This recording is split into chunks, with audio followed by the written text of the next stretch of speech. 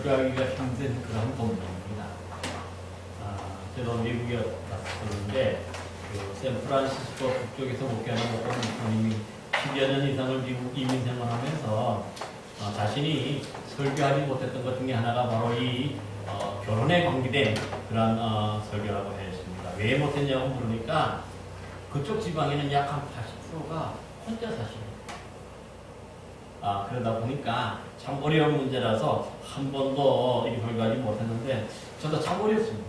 그렇지만은 오늘 우리 주님이 또 이 말씀을 통해서 주셨기 때문에 우리가 반드시 또 우리가 함께 해야 하는 그런 말씀이기도 한 것을 기억하면서 여러분들 좀 마음 편하게 그렇게 좀 들으시면 좋겠습니다. 여러분 요즘에 이 결혼해서 배우자가 있는 사람이 자신의 배우자가 아닌 다른 사람과 어떤 성적인 관계를 맺는 것을 두고서 우리는 보통 간통이라고도 얘기하고 또 외도라고도 얘기하고 혹은 불륜이나 이 바람을 핀다는 말을 대신하기도 하는 것을 볼 수 있습니다.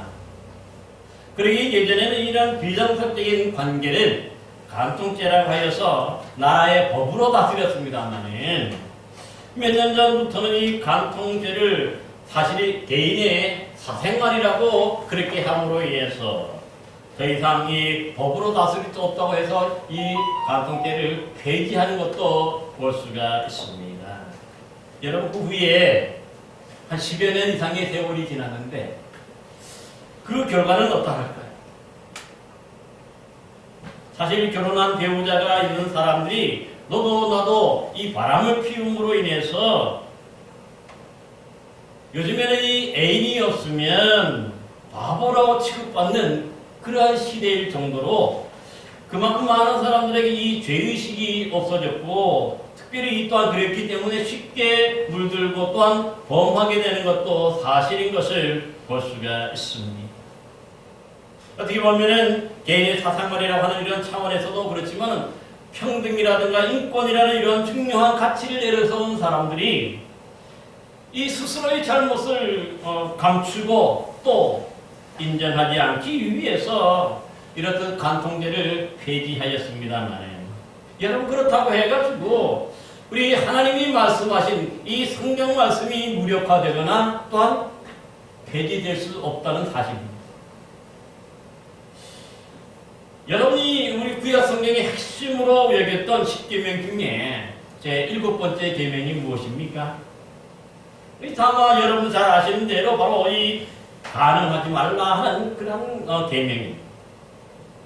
여러분 여기서 보통 우리가 간음이라고 할 때에는 단순히 어떤 부부간의 그 어떤 부도덕한 관계를 넘어서 이 성경적으로 본다면요 이웃의 것을 훔치는 도둑질의 문제로 다루고 있습니다. 그래서 즉 이미 결혼한 이 배우자가 또 다른 사람을 이렇게 뭡니까 마음에 품는 것 자체도 뭡니까 남의 아내나 또 남의 약혼자를 빼앗고 도둑질한 것이라고 그렇게 말씀하는 것입니다. 여러분 잘 아시는 대로 이스라엘의 가장 유명한 왕을 누구로 뽑을 수 있습니까? 우리가 잘 아는 대로 구약 성경에 나타난 다윗 왕입니다. 잘 아시는 대로 그는 이스라엘의 성군 중에 성군이었지만 그러나 어느 날 자신의 충실한 부하 장수 이 우리아의 아내 밧세바가 목욕하는 것을 어떻게 하다가 엿보고 그 모습이 심히 아름다워 보였으므로 자신의 전령을 보내서 이 여인을 데리고 와서 동침하죠. 아무도 모르는 줄 알았는데 그런데 하나님은 다 보셨다는 것이죠. 그리고서는 이 나단 선지자를 보내서 이렇게 말씀합니다. 가난한 사람의 암양의 새끼를 빼앗았다. 또 그의 아내를 빼앗아 내 아내로 삼았다고 하나님은 그렇게 분명하게 지적하고 있습니다. 그러니까 이 다윗이 저지른 이런 뭡니까 이런 문제를 가지고 스캔들을 가지고 하나님은 뭐라고 말씀하냐면은 남의 것을 훔쳤다고 얘기해요. 도둑질 하는 것과 똑같다는 죄죠. 그래서 이 잘못으로 다윗은 어떠한 벌을 받습니까? 잘 아는 대로 그의 셋째 아들 압살롬이 이 아버지를 반대해가지고 쿠데타를 일으켰죠. 그래서 밤중에 짐바도 제대로 짓지 못하고 그 눈물 흘리며 피난가게 되는 거죠. 뿐만 아니죠. 이 일 때문에 결국은 이 하나였던 이스라엘이 남유다와 북이스라엘이 두 개의 나라로 갈라지는 그런 뭡니까? 원인이 되는 것도 볼 수가 있습니다. 그만큼 뭡니까? 하나님이 보실 때에 이 간통의 문제, 이런 뭡니까? 부정의 문제는 하나님이 결코 간과할 수 없는 아주 중요한 그런 문제임을 우리에게 알려주고 있는 것입니다. 한 나라의 흥망성쇠를 좌우할 수 있도록 중요한 그런 문제가 바로 이 문제였던 것을 볼 수가 있습니다. 그러니 예수님은 이 간음의 문제에 대해서 오늘 성경을 통해서 뭐라고 말씀하고 있습니까?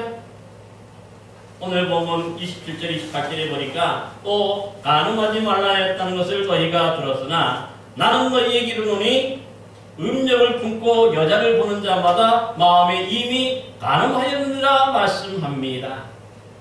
여러분, 사실 이 예수님 당시까지만 해도 자신의 배우자 이외에 다른 이성들과 직접적인 어떤 그런 뭡니까? 성적 접촉만 하지 않았다면은 뭔가 이 사회법적으로나 가서법적으로나 또 이 신앙적으로 별 문제가 되지 않았어요. 그런데 예수님이 지금 가르쳐 주시는 말씀은 어떻습니까? 이런 지금까지의 이해와는 전혀 다른 거죠. 본문에 보니까 이미 마음에 음욕을 품고 여자를 보는 자마다 마음에 이미 간음하였다고 예수님은 말씀하셨어요. 이게 무슨 뜻이죠? 결국은 뭡니까? 우리가 마음에 어떤 한 여인, 자신의 배우자가 아닌 어떤 다른 이성을 마음에 품는 것 자체가 이미 간음했다고 그렇게 예수님은 말씀하시는 겁니다. 자, 그러다 보니까 사실 뭡니까? 이 남자들이 대개의 주도가 되었던 이 가부장적인 문화 사회 속에서 이 여성들이 주로 당했거든요. 그러다 보니까 여기서 이 문제에서 자유로울 수 있는 남자들이 거의 없었어. 모든 사람들이 다 적어도 겉으로는 행하지 않았을지 몰라도 마음으로는 이미 다 뭡니까? 이런 죄에 이르게 되는 것을 볼 수가 있습니다. 사실 그렇게 여기서 말씀하는 이 여자를 보고 음욕을 품는다는 것은 어떤 뜻이냐면은 그냥 아름다운 것을 아름답게 보는 것이 아니라 어떻게 보는 거예요? 자신의 어떤 성적 욕구를 해소할 수 있는 어떤 그런 대상으로 본다 하는 그런 뜻이거든요. 그러니까 그 말씀 우리가 뭐니까 음흉한 마음으로 본다고 얘기하는 거죠. 목적이 다른 거지. 사실 남자들이 보면은 아름다운 여인을 보거나 하면 마음이 끌리고 얼굴이 저절로 돌아간다고 하는 거지. 옆에 사랑하는 부인이 있고 아내가 있으면서 불구하고 옆에 이 아름다운 여성들이 뭐 있으면요 눈이 저절로 돌아가는 것이 어떻게 보면 인지상정이라는 뜻이죠. 하지만은 이것이 자체가 문제가 아니라 뭡니까? 어떤 여인을 보았을 때에 그 마음에 음욕이 일어나고 그 여인을 범하고자 하는 그런 뭡니까? 욕심이 일어나는 것 자체가 문제가 됩니다. 이것은 이미 뭡니까? 직접적으로 우리가 뭡니까? 범죄하지 않았더라도 이미 마음으로 범죄했기 때문에 이런 사람들이 바로 간음했다 하는 것을 볼 수가 있습니다. 여러분, 그래서 이런 예수님의 기준으로 이 세상의 모든 남자들을 보면 어떻습니까? 여기서 자유로울 수 있는 남자가 한 명이라도 있을까요? 결코 없습니다. 왜냐하면 마음속에 이미 배우자가 있음에도 불구하고 또 다른 이성을 마음에 품었기 때문에 문제가 되는 것입니다. 그러기에 우리 모두가 이 예수님의 기준에 의하면 한 사람도 하나님 나라, 이 천국에 들어갈 수 있는 남자들이 없어요. 모두가 다 마음속으로는 이미 한두 번 정도는 이러한 뭡니까? 범죄를 했기 때문에 그런 것이죠. 여러분, 그렇다면은 모든 사람들이 다 이렇게 잘못했으므로 그러면 하나님 나라 천국에 들어갈 수 있는 남자들은 한 명도 없겠네. 그치? 들어갈 수가 없겠지. 그러나 성경은 어떻습니까? 우리에게 뭘 말씀합니까? 모든 사람들이 다 죄를 범하였지만은 우리에게 주님이 알려주신 한 가지 길이 있죠. 바로 예수 잘 믿는 길이잖아요. 믿음의 길이잖아요. 사실 우리가 모든 사람들 다 잘못하고 죄 지을 수 있어요. 간음죄는 저지를 수 있어요. 그러나 뭡니까?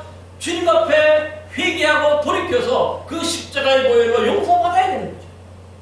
우리 주님이 우리를 위해서 대신 흘려주신 그 십자가의 보혈로 용서받아야 깨끗하고 되고 정결하게 되어서 이러한 사람들이 바로 뭡니까? 바로 하나님 나라 저 천국에 들어가게 되는 것입니다.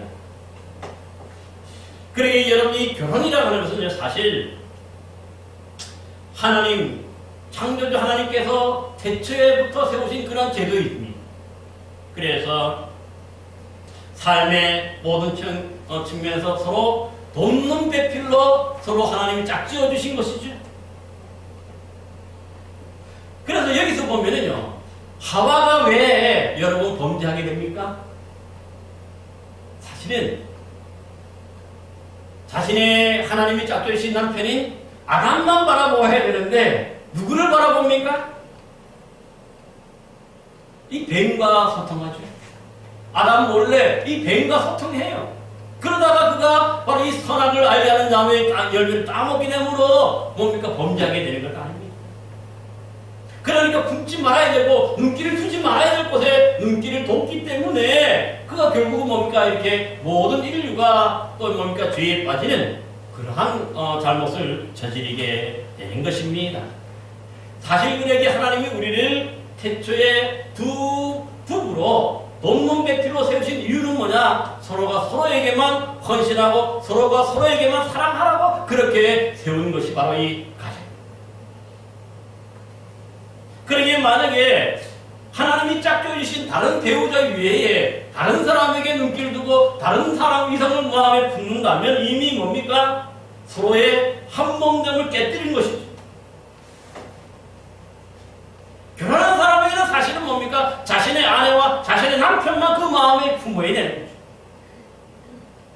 그 외에 다른 이성을 마음에 품고 둔다고 하는 것 자체가 이미 뭡니까? 잘못한 것임을 말씀하는 것입니다. 그것은 바로 뭡니까? 자신의 아내, 자신의 남편을 인정하지 않는 것이기 때문에. 그러게 오늘 주님은요, 우리 모두가 다 잘못할 수 있기 때문에 어떻게 말씀합니까?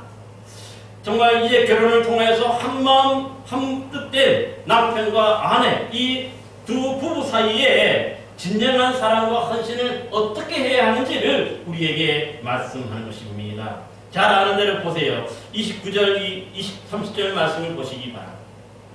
뭐라고 말씀합니까?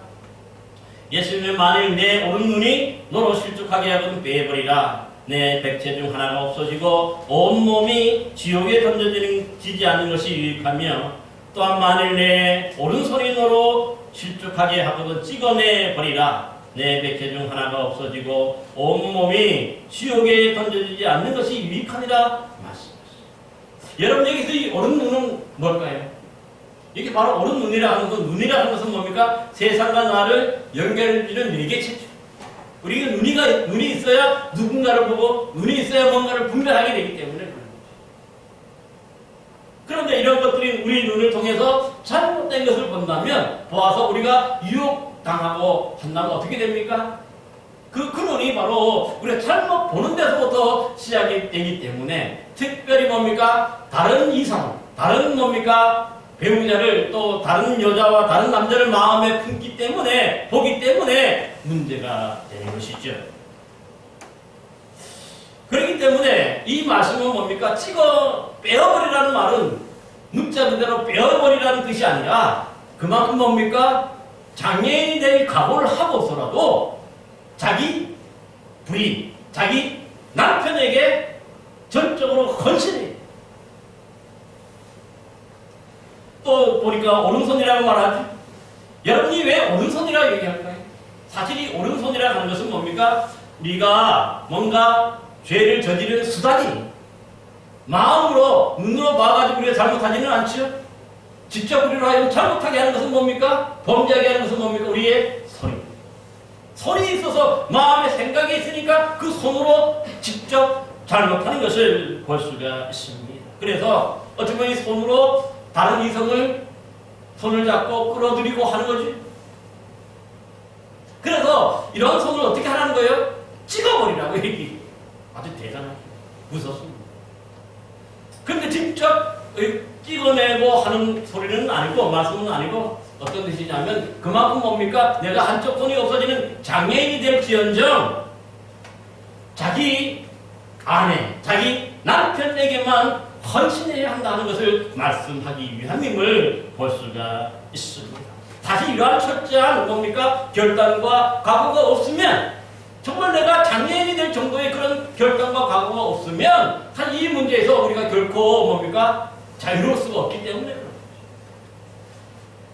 여러분, 우리기에 욕심이 잉태한 즉 죄를 낳고, 죄가 장성한 즉 사망을 낳는다고 성경은 그래서 분명히 말씀합니다.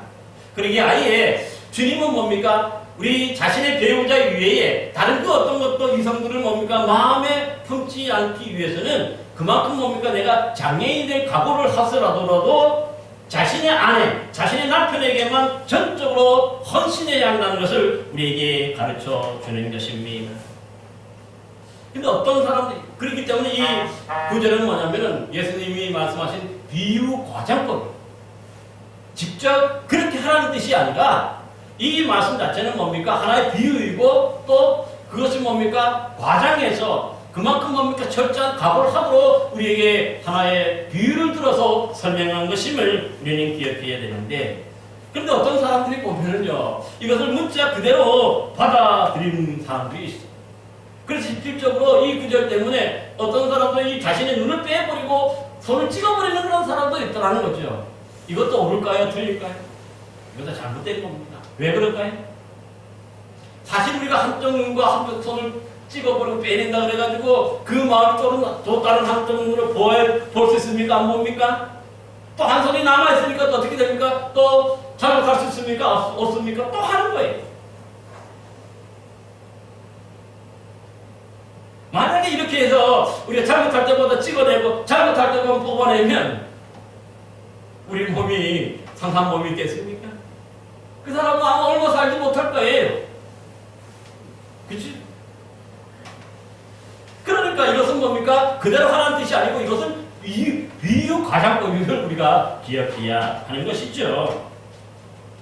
그러기에 여러분, 이런 극단적인 표현을 써서라도 우리 주님은 뭡니까? 그만큼 우리의 마음에 철저한 뭡니까? 이 각오와 결단을 우리에게 요구하고 있는 것을 볼 수가 있습니다. 여러분, 그러므로 자신의 배우자 위에 이웃의 다른 아내나 또 남편을 아무리 바라보고 쳐다봐도 어떻습니까? 그 사람이 이미 내 것이 아니라 누구 것입니까? 남의 것입니다. 그러니까 뭡니까? 결코 마음에 두어서는 안 된다는 것입니다. 설사 아무리 멋있어 보이고 아무리 아름답게 보인다 해도 또 마음에 든다 해도 결코 우리가 욕심내어서는 안 된다고 하는 그러한 것임을 기억해야 해요. 그럼에도 불구하고 어떤 사람들은 종종 이 마음이 흔들릴 경우가 있죠. 그러기에 이럴 때 주님 앞에 우리가 그대로 내려놓고 기도해야 하는 것이죠. 기도하면서 정말 하나님이 정해주신 짝인 자신의 아내와 자신의 남편만 바라보고 온전히 사랑하고 온전히 헌신할 수 있는 저와 여러분 되어야 할 줄로 믿습니다. 진짜 그렇게 하셔야 돼요. 그 다음에 이제 오늘 본문에 보면은요, 31절 32절의 말씀이 있는데, 이 말씀에 보면은 이 말씀은 예수님 당시에 이 구약의 율법을 가르쳐 주었던 바리새인과 서기관들이 행하고 또 저질렀던 구체적인 그런 뭡니까? 간음의 예인. 즉 예수님 당시 바리새인과 서기관들은 구약 성경 신명기 24장 1절에서 4절의 말씀을 근거로 해서 아마 누구든지 이혼 증서만 써주면 자신의 아내를 얼마든지 합법적으로 내쫓고 또 새롭게 뭡니까? 또 결혼할 수 있었다. 그래서 보면은 신명기 말씀을 보면 사람이 아내를 맞이하여 데려온 후에 그에게 수치되는 일이 있음을 발견하고 그를 기뻐하지 아니하면 이혼 증서를 써서 그의 손에 주고 그를 자기 집에서 내보낼 것이요, 여자는 그 집에서 나가서 다른 사람의 아내가 되려니와 그의 둘째 남편도 그를 미워하여 이혼증서를 써서 그의 손에 주고 그를 자기 집에서 내보냈거나 또는 그를 아내로 맞이한 둘째 남편이 죽었다 하자 그 여자는 이미 몸을 더럽혔은즉 그를 내보낸 전 남편이 그를 다시 아내로 맞이하지 말지니 이 일은 여호와 앞에 가증한 것이라. 너는 내 하나님 여호와께서 내 기업으로 주신 땅을 범죄하게 하지 말지니라 하였습니다. 그러니까 여기 보면 중요한 구절이 뭐냐면 결혼 후에 아내에게서 수치스러운 일을 발견하고 내가 기뻐하지 아니하면 하는 이 구절입니다.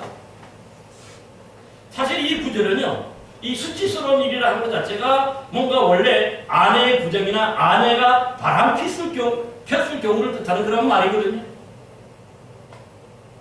그런데 나중에 이 바리새인과 서기관들이 이 구절을 어떻게 해석했냐면은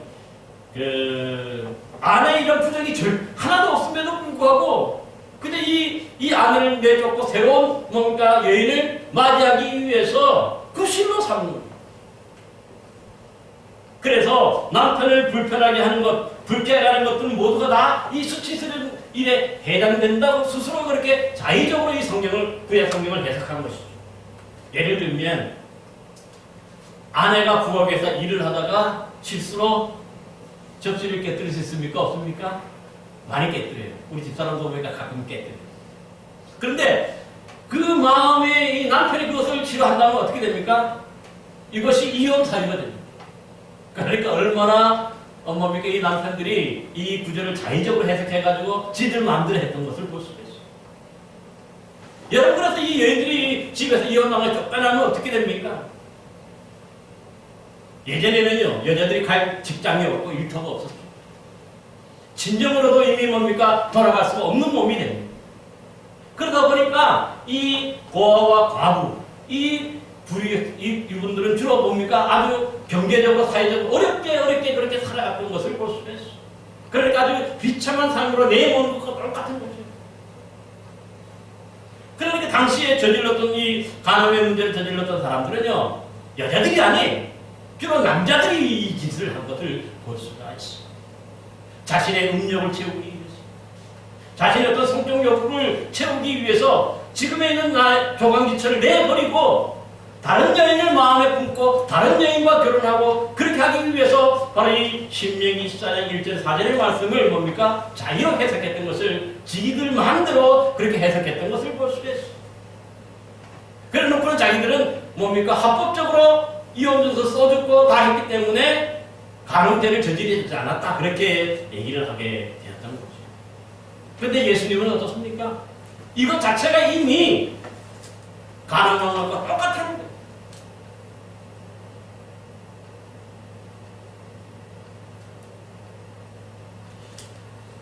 그래서 사실은 뭡니까? 지금에 있는 여인을 내보내야만이 뭡니까? 내가 또 마음에 드는 여인을 만나서 얼마든지 또 성적 욕구를 채워갈 수가 있는 거지. 그래서 코에 걸면 코걸이, 귀에 걸면 귀걸이라는 말처럼 아내에게 무조건 뭡니까? 조금이라도 마음에 들지 않고 헤어지고 싶은 마음이 있어가지고 그래서 뭡니까? 이것들 뒤집어 씌워가지고 내보내고 합법적으로 내보내고 또 자신은 합법적으로 결혼하는데 문제가 뭘까요? 이혼도 이렇게 쉽게 한 뿐만 아니라 재혼도 이렇게 쉽게 한 거죠.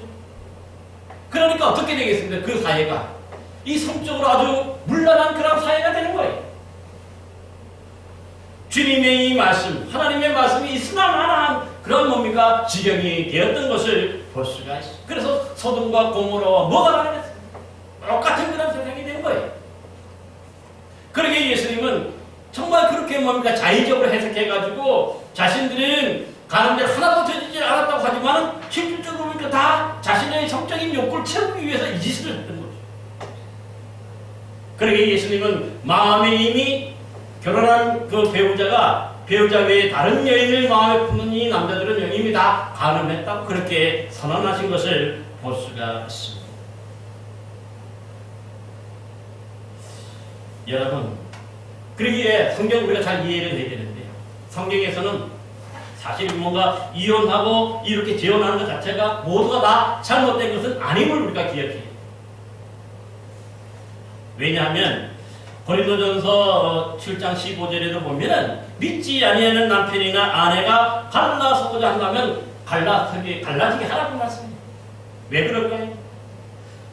거기에 보면은 그 당시 사람들을 보면은 술에 취한 남편이 아내를 때리고 자녀를 때려서 이 가정 폭력이 심하면 어떻게 됩니까? 그 목숨을 위협받을 수 있어요.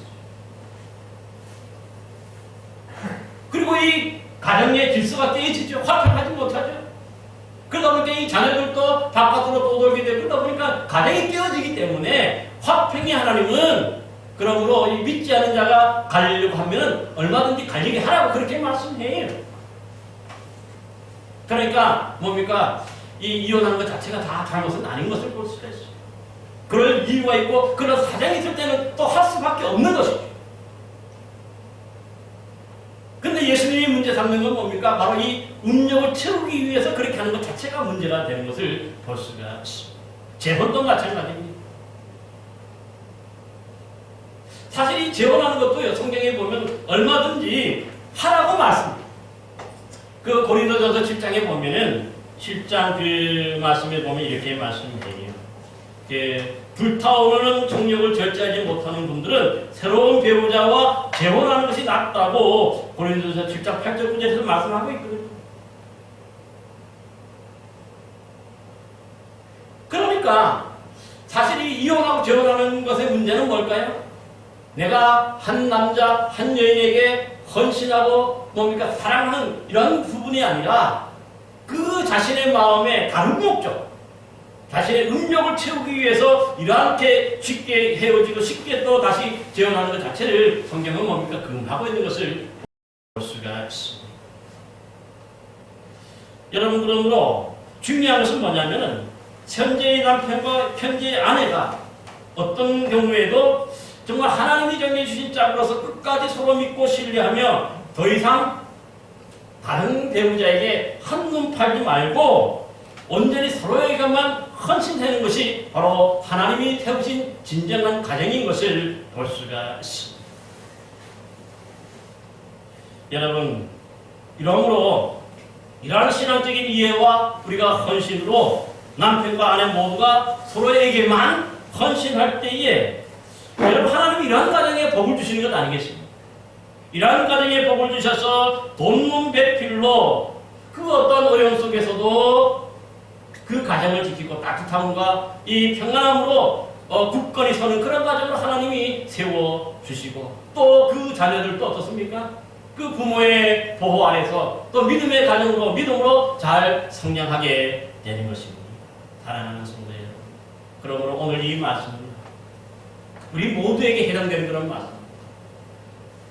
우리에게 자신에게 짝지어진 그 짝에게만, 그 배우자에게만 헌신하고 충성할 것을 말씀하신 것임을 기억하고 우리 모두가 정말 이 돈문 배필려서 자신의 아내와 자신의 남편에게만 헌신하고 순종하는 저와 여러분 되셨습니다. 하나님이 이 가정을 통해서 주시는 귀한 믿음의 복과 은혜를 누리는 복된 성도들이 되시기를 간절히 기원합니다. 기도하겠습니다.